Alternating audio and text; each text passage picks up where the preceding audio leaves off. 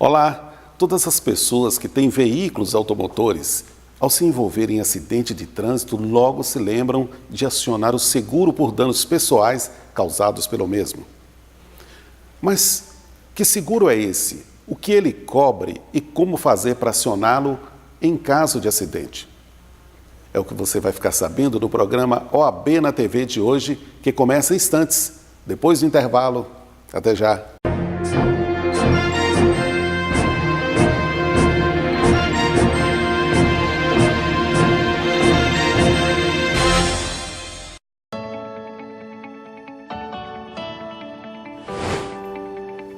A OAB Minas não mede esforços para ficar cada vez mais próxima dos advogados mineiros. Um compromisso constante com a criação de novos serviços e com a melhoria dos já existentes. Conquistas que beneficiam todos: os advogados, a Justiça Mineira e a sociedade. Com esse trabalho, procuramos suprir as demandas de toda a classe em todo o Estado. A educação continuada, a defesa das prerrogativas, a estruturação dos espaços, a regionalização e o diálogo permanente com a sociedade.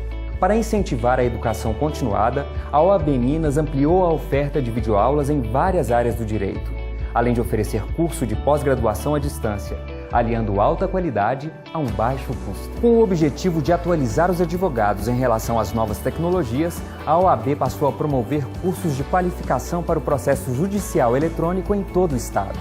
Um compromisso da OAB Minas, não só com a capacitação dos nossos profissionais, mas principalmente com a inclusão digital de todos eles. Em defesa das prerrogativas dos advogados, a OAB Minas profissionalizou a estrutura de suporte aos órgãos de prerrogativas e contratou procuradores para atuar nas regionais, uma antiga reivindicação da classe. Tudo para que nenhum advogado seja desrespeitado em seus direitos. O trabalho é realizado com o máximo de agilidade e eficiência. Outra importante conquista na área foi a ampliação dos canais de prerrogativas. Agora os advogados podem fazer reclamações e denúncias 24 horas por dia, pelo 0800 ou pelo WhatsApp. A OAB Minas também tem como compromisso a descentralização de suas ações e serviços. Por isso criou 17 regiões no estado. O objetivo é aproximar os advogados da ordem e diminuir as distâncias, ampliando o diálogo entre a seccional e as subseções e buscando soluções para problemas comuns. Além disso, a OAB implantou núcleos de inclusão digital para a capacitação dos advogados no interior do Estado e instalou o Tribunal de Ética e Disciplina em Juiz de Fora, o segundo fora da capital depois de Uberlândia. Montes Claros será a próxima subseção a receber o tribunal. Para oferecer uma melhor estrutura aos advogados, a OAB Minas vem padronizando seus espaços em toda Minas Gerais. Já foram entregues dezenas de salas, novas sedes e parlatórios em várias subseções, todas equipadas para dar condições dignas para o exercício diário da profissão. Realizações que fazem com que a OAB Minas assuma um papel cada vez mais relevante junto aos advogados mineiros e à sociedade. Uma atuação pautada pela valorização da classe e pela defesa dos cidadãos. A Ordem dos Advogados do Brasil é uma das entidades mais respeitadas do país. E ao longo do tempo, essa imagem se formou pela luta dos advogados em favor e defesa da cidadania. A OAB em Minas Gerais, ela está presente em todo o estado, defendendo e valorizando a sua advocacia, lutando pela classe. Vamos caminhar juntos, porque nosso trabalho é a nossa conquista. OAB Minas. Nosso trabalho, nossa conquista.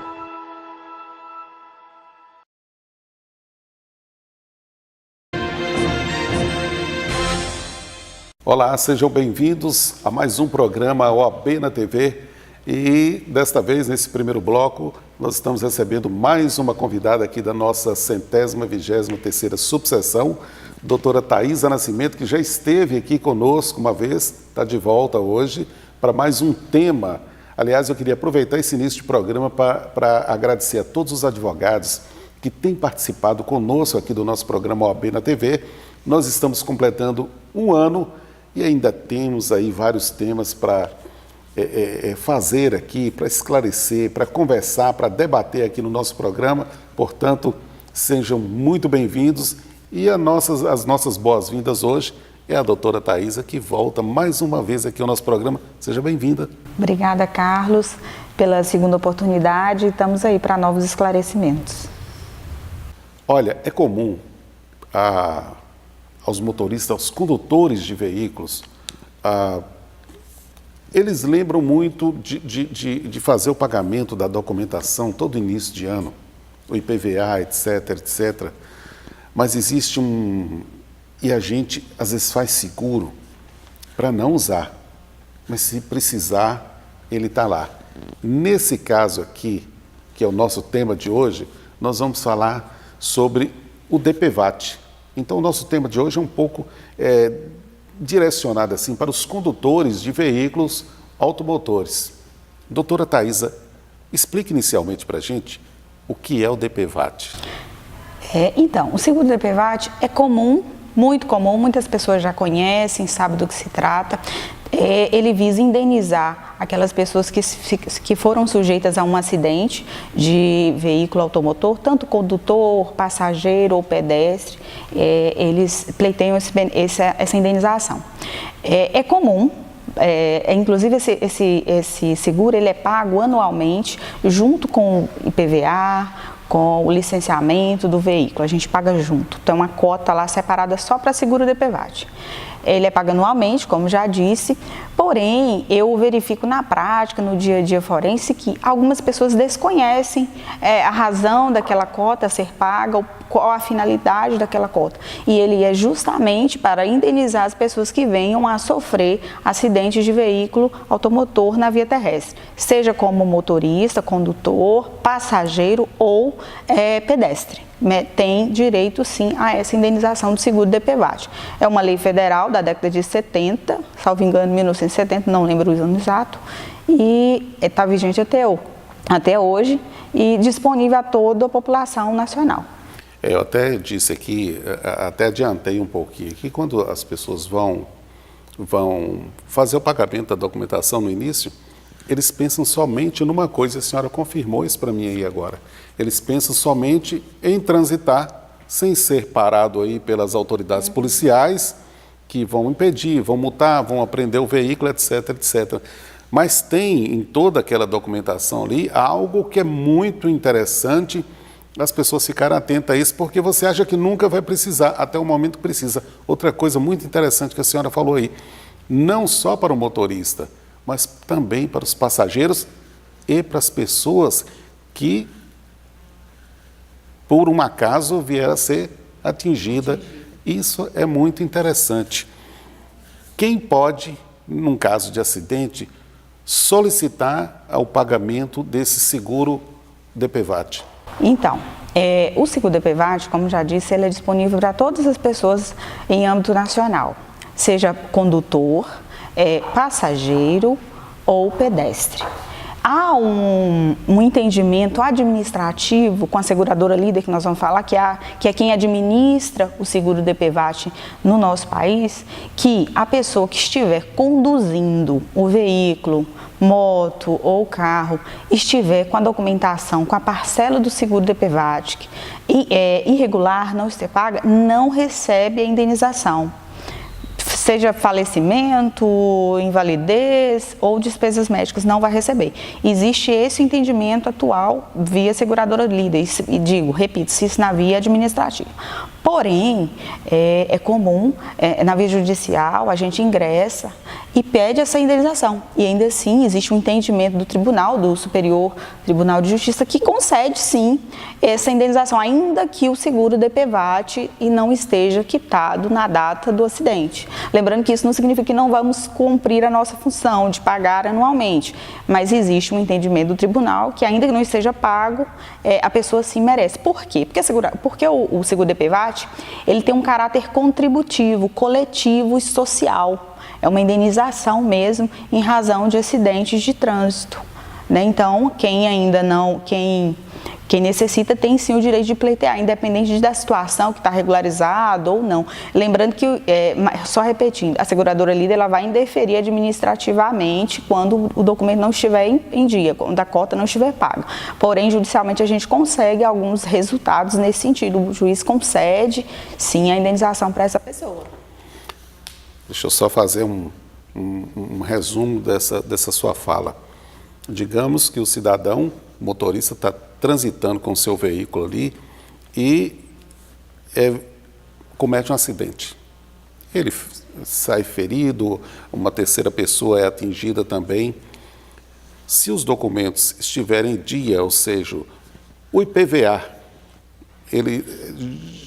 todo mundo já ouviu falar no DPVAT, mas na documentação do veículo tem que pagar o IPVA no começo do ano.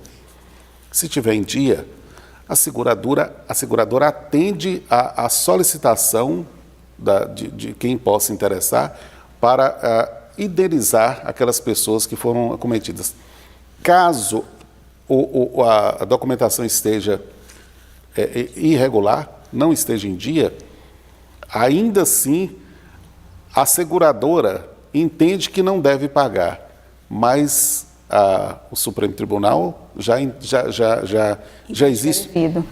Existe um entendimento simulado, eu não me recordo agora a súmula, mas existe um entendimento do Superior Tribunal de Justiça que entende que deve ser pago, sim, independente do pagamento ou não. E lembrando que esse indeferimento vai ser feito pela seguradora na via administrativa. Na via judicial, tem o entendimento do superior que entende que ainda que não esteja pago, merece sim a indenização. Deixa eu só repetir uma coisa aqui, que nós acho que não falamos no começo, sobre o DPVAT, danos pessoais causados por veículos automotores de via terrestre. De via terrestre. Quais coberturas do seguro DPVAT, até onde ele vai fazendo a cobertura em caso de acidente? Sim, nós temos atualmente, a lei permite apenas 3 categorias, que é indenização em caso de falecimento, em caso de morte, e em caso de invalidez permanente ou de reembolso de despesas médicas. São essas as 3 coberturas até então. E como é que funciona essas indenizações? É o seguinte, a pessoa que estiver, ressalvo que ainda que não estiver em dia o pagamento do seguro DPVAT, eu oriento que as pessoas ainda assim ingressem, façam o pedido administrativo do seguro. Fazendo o pedido, sendo deferido, a seguradora ali tem até 30 dias para fazer o depósito da indenização em conta corrente ou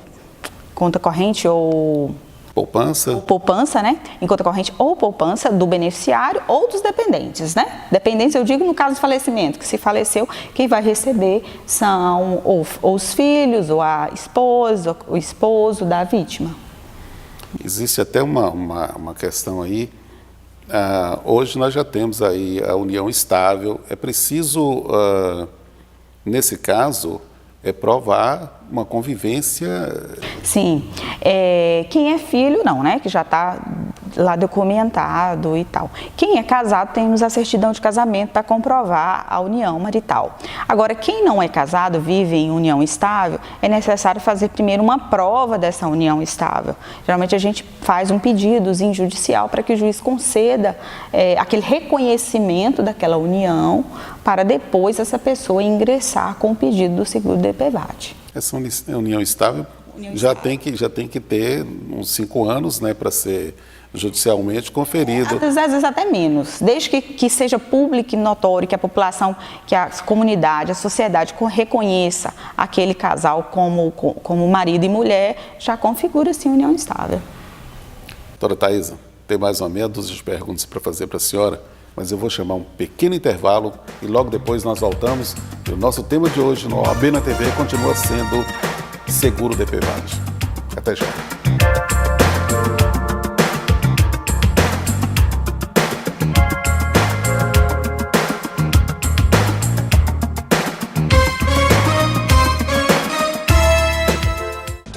Votar é um gesto de cidadania.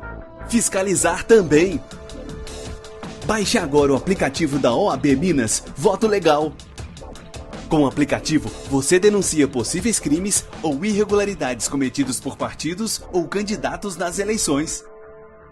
E as denúncias podem ser feitas de forma anônima. OAB Voto Legal. É o cidadão fiscalizando as eleições. Minuto pela Ordem. Um oferecimento da Ordem dos Advogados do Brasil, Seção Minas Gerais. A gestão da OAB Minas investe na ampliação dos órgãos de defesa das prerrogativas dos advogados. A criação do plantão 24 horas permite que o profissional solicite intervenção da Ordem em qualquer dia ou horário. Em BH, a OAB criou plantões físicos no Fórum, na Justiça do Trabalho e no Juizado Especial Cível. Nas subseções, delegados de prerrogativas estão disponíveis para atender a advocacia. Procuradores foram contratados nas regiões Centro-Oeste, Norte, Sul, Noroeste, Vale do Aço, Vale do Mucuri, Zona da Mata, Triângulo e Alto Paranaíba. Os aplicativos OABMG Oficial e Avalia Jus também possuem canal para a formalização de denúncias. Segundo o presidente Antônio Fabrício Gonçalves, o investimento garante que os advogados possam representar a sociedade com autonomia, independência e inviolabilidade. OAB Minas, nosso trabalho, nossa conquista. Olá, estamos de volta para o nosso segundo bloco do programa de hoje, OAB na TV, e o nosso tema continua sendo DPVAT, que é o seguro de danos pessoais causados por veículos automotores de via terrestre. Para tanto, nós estamos recebendo a advogada Thaisa Nascimento, que é a nossa... Estamos debatendo o tema de hoje aqui. Eu vou para um assunto que as pessoas devem estar curiosas para saber. Valores das indenizações, porque tem várias espécies de, às vezes é um acidente com morte, às vezes é um acidente não tão grave, enfim, como é que é feita essa indenização no aspecto valores para tanto? Então, a legislação atual, ela prevê os seguintes valores. Como já falamos anteriormente, as categorias de indenizações são óbito, né, falecimento, invalidez e reembolso de despesas médicas. Os valores são os seguintes. Em caso de falecimento, é devida a indenização de até R$ 13.500. Invalidez, já na invalidez, também é de até R$ 13.500. Por que eu digo até? Porque, na verdade, essa invalidez, a seguradora líder, ela avalia a indenização de acordo com o grau de invalidez daquela pessoa que sofreu o acidente. Às vezes, se for um acidente muito grave, que tiver uma invalidez de 50%, ele vai receber 50% dos 13.500. Se for uma invalidez total, aí sim os 13.500. Mas se for 70%, é proporcional ao grau de invalidez. Não significa que se você teve uma lesão que você vai receber os 13.500. É de acordo com o grau de invalidez. E o reembolso, a terceira categoria, que é reembolso de despesas médicas, o reembolso é efetuado em até R$ 2.700. Ainda que a pessoa tenha gasto superior a R$ 2.700, mas ela só vai receber até R$ 2.700 apenas. Tem que comprovar esses valores, né? Porque sim, como é que... Eu questiono isso, desculpa, eu questiono isso em função de que a gente vê hoje tantos acontecimentos na área previdenciária, você sabe disso, de fraude. Sim. A gente vê tanta coisa. Recentemente eu vi um noticiário de pessoas com posses, com prédios. Eles recebiam um salário mínimo de ajuda do governo federal, um absurdo, enquanto o pobre, coitado, não conseguiria receber. Então, isso aqui também tem que ser uma coisa muito comprovada para poder a pessoa receber. Gastei tanto, estão aqui as receitas, notas fiscais, etc. É mais ou menos por aí, né? Exatamente. A pessoa não é só dizer que teve uma despesa de X valores, ela tem que comprovar perante a seguradora líder, mediante cupom fiscal, nota fiscal, faturas, que teve aquele gasto em razão daquele acidente acontecido. Não é simplesmente dizer que gastou sem a comprovação. A seguradora não paga mediante recibo qualquer, sem ser um documento oficial, sem ser um documento de cupom fiscal, não. Tem que ter um documento próprio daquele fim. Prazo para o cidadão solicitar o pagamento desse seguro a qual ele tem direito. Exato. A lei também ela prevê um prazo para que seja pleiteado, para que seja solicitado essas indenizações. Em caso de óbito, é de até 3 anos após o falecimento, né, da vítima. Os requerentes, os herdeiros, se faleceu alguém no trânsito, tem que pedir essa indenização de seguro DPVAT em até 3 anos após o falecimento. Já a invalidez, ela também, o prazo é de 3 anos, mas não do acidente, mas sim da ciência da invalidez. Porque às vezes você pode ter um acidente hoje, mas a invalidez resultante, oriunda daquele acidente, ela vem acontecer a posteriori. Aí contabiliza-se o prazo de 3 anos, mas da ciência da invalidez. Já o reembolso de despesas médicas também é de 3 anos, mas da data do acidente. Doutora, é um valor que a gente paga, é alto quando você está fazendo a renovação da documentação ali anualmente do seu veículo. E, às vezes, muito aquém do valor que tem que ser pago ao acidentado ou acidentados. Tá, mas você fala todo carro paga, mas existe no país hoje uma quantidade enorme de acidentes, não são poucos, e que, obviamente, essas pessoas entram pleiteando essas indenizações. É só esse dinheiro que é restituído, é só do IPVA ou existe algum outro mecanismo que se busque essa verba? Então, todo ano, quando a gente vai pagar o licenciamento, IPVA do nosso veículo, seja moto, seja carro, vocês podem observar que lá tem um campo que é do seguro DPVAT.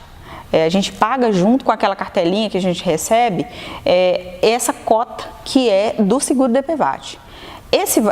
Eu entendo que os valores que são pagos a título de indenização do seguro, ele é oriundo dessas parcelas pagas. Anualmente, todo ano a gente paga essa parcela.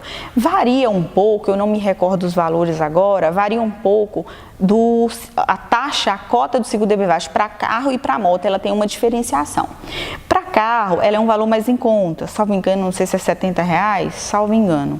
Agora, moto, não, moto ela é um pouco maior, porque o número de acidentes envolvendo motocicletas, ele é bem superior, quase que, vamos dizer, 50% a mais do que de carro. Então, motocicletas, há mais acidentes, há mais mortes, há mais invalidez, oriundas de acidente com motocicleta. Então, o seguro DPVAT para moto, ele é maior, ele é mais alto. Quando eu estava vindo aqui para o estúdio agora, uma pessoa ali fora me perguntou qual é o tema que vocês vão gravar hoje. Quando eu disse que era isso, ela me disse o seguinte: pergunta se, acho que em função de algum acontecimento que ele deve ter visto por aí. Depois eu vi que fazia sentido, eu vou repassar para a senhora. Houve um acidente, o cidadão evadiu-se, fugiu do local. Uma coisa não tem nada a ver com a outra, ou porque a documentação do veículo, independente dele ter fugido ou não, dele ter dado assistência ou não, eu imaginei que, assim, para questões penais, criminais, ele fugiu, vai prestar conta com a justiça, mas o pagamento... Não vai influenciar. O que acontece? O que eu sugiro? Até que teve um cliente no escritório esses dias que me perguntou, e o caso dele é que ele se acidentou, mas se acidentou na zona rural, não tinha como chamar serviço de emergência, e aí ficou um pouco complicada a situação dele. Mas o que eu oriento? Quando se tratar de um acidente que tiver condição da vítima ou dos envolvidos de chamar um serviço de emergência, qual o SAMU, o Corpo de Bombeiro, dê preferência a chamar essas entidades, esses órgãos, por causa da fé pública. Inclusive, eles emitem um documento falando que socorreu pessoa tal dia, tal horário. Eles colocam muitas vezes até fotos do acidente, do fato em si, e isso facilita para o requerente na hora dele solicitar o seguro DPVAT. Por que eu falo isso? Porque muitas vezes, como a gente lida com isso no dia a dia, na prática forense, a hora que a gente sabe que a pessoa esteve em um acidente de veículo automotor, mas na hora que você vai pleitear o seguro, você não tem documentos que respaldam aquele acidente. Às vezes, porque também há casos, infelizmente, de muita fraude. Então, para que facilite, que tenha mais veracidade aquela questão, aquele acidente, para que você consiga ter um ressarcimento o mais próximo da sua realidade, do seu caso, do seu grau de invalidez, enfim, eu sugiro que a pessoa ligue, né, para SAMU ou Corpo de Bombeiros, para que esses órgãos façam o resgate. Porque muitas vezes o que acontece? As pessoas se acidentam lá e aí passa alguém, leva lá para o hospital, fulano de tal. Socorre aqui. Socorre aqui. Tudo bem que às vezes, talvez numa situação de emergência, de medo, de dor, as pessoas acabam fazendo dessa forma. E aí dificulta um pouco na hora de você solicitar o seguro DPVAT. Então, se tiver condição de aguardar, ligar para o serviço de emergência e pedir para fazer o resgate, eu acredito que fica bem mais fácil. Facilita muito a argumentação, facilita também a eventual pedido de complementação, de invalidez, também se for o caso. Né? Olha, esse negócio de socorrer, muito oportuno a senhora citar isso aí, às vezes não tem jeito e a pessoa vai socorrer. Só que, tecnicamente, a gente sabe que não devemos nem fazer muito isso, porque às vezes a gente faz agravar a situação do paciente, do acidentado. Enfim, uma outra coisa que eu acho muito interessante é que, no caso, bombeiros, SAMU, são pessoas, são agentes de fé pública, e aquele documento ali, no caso se você for pedir a restituição em função de remédios, aquilo ali pode até ser um aliado nesse pedido seu, como a senhora bem disse aqui, pode facilitar o pedido judicialmente para que a pessoa seja atendida. Exatamente. Teve uma coisa que a senhora falou, desculpa, e que me chamou muita atenção. Todo esse documento IPVA, essas coisas, esses pagamentos que fazemos para o governo. E a senhora citou muito aí seguradora líder, que é ela que administra a questão do DPVAT. Por quê? Me explica isso. Sim, é curioso mesmo, né? Fica parecendo que é uma terceirização e tal. E de fato é meio que isso mesmo. O governo, eu vou dizer uma terceirização, mas não é bem isso. É uma concessão de serviço público, né? Que seria o governo que deveria fazer, mas ele terceiriza, ele repassa a responsabilidade para essa empresa, que provavelmente passou por processo seletivo, licitatório, enfim. Essa empresa é que foi a beneficiária para poder fazer o gerenciamento, os pagamentos, a administração desse seguro. Né? Deve ser semelhante à questão dos pedágios nas estradas, enfim. Exatamente. Né, que são concessões de serviço público, enfim, né, mais ou menos nessa linha de raciocínio mesmo. Doutora Thaís, é sempre um prazer recebê-la aqui. Mais uma vez, foi um debate muito proveitoso sobre esse seguro DPVAT, que a gente, às vezes, não dá muita atenção, não, mas sempre é costumeiro. A gente vê um acidente que as pessoas vão precisar recorrer, e aí você já tem viu aqui uma certa noção disso, dependendo, pode procurar uma pessoa, um advogado, um profissional da sua confiança, para que ele o auxilie na requisição desses benefícios da qual vocês têm direito. E eu acho que a gente vai se sentir muito feliz aqui em poder ter contribuído um pouco com conhecimento para que você possa realizar aí todo o processo de requisição do benefício. Nós esperamos que não precise, mas se precisar, seja bem... Olha, eu quero agradecer mais uma vez, que outras a senhora vem aqui, já disse isso na vez passada, está voltando pela segunda vez, e eu espero que outros temas a gente possa debater aqui mais uma vez, de formas que é sempre um prazer recebê-la. Eu que agradeço. Só fazer mais uma observação, Sim. Que nós tínhamos comentado, com relação à invalidez, eu sugiro muito para alguns clientes meus o seguinte, lembrando, como eu já falei antes, a invalidez ela é auferida conforme o grau de lesão dessa vítima. O que acontece? A seguradora líder ele paga um valor que ele entende que é cabível para aquele caso específico. Porém, ainda assim, judicialmente a gente faz um pedido de complementação dessa invalidez, dessa indenização por invalidez. Porque às vezes um acidente que tem uma indenização, um grau de lesão de 70%, a seguradora líder ela só paga 50% de invalidez. Aí cabe, inclusive, o pedido judicial dessa complementação de invalidez. Aí você passa por uma perícia judicial e aí, se esse perito entender que o grau de invalidez é maior que os 50, é devido a essa complementação que faltou na via administrativa, o judiciário concede para essa vítima. Ok, muitíssimo obrigado mais uma vez. E olha, a gente fica por aqui lembrando a você que além da TV Norte, o nosso programa também é veiculado aí através da Voz News para muitas pessoas. E a gente tem recebido assim solicitação de temas para ser debatido aqui de pessoas que ouviu o programa até em outras cidades, de formas que é muito bom estar fazendo isso aqui. Lembrando que daqui a 15 dias nós estaremos de volta com um programa inédito para você aqui no nosso OAB na TV. Muito obrigado pela audiência, um grande abraço e até lá, com certeza, se Deus quiser.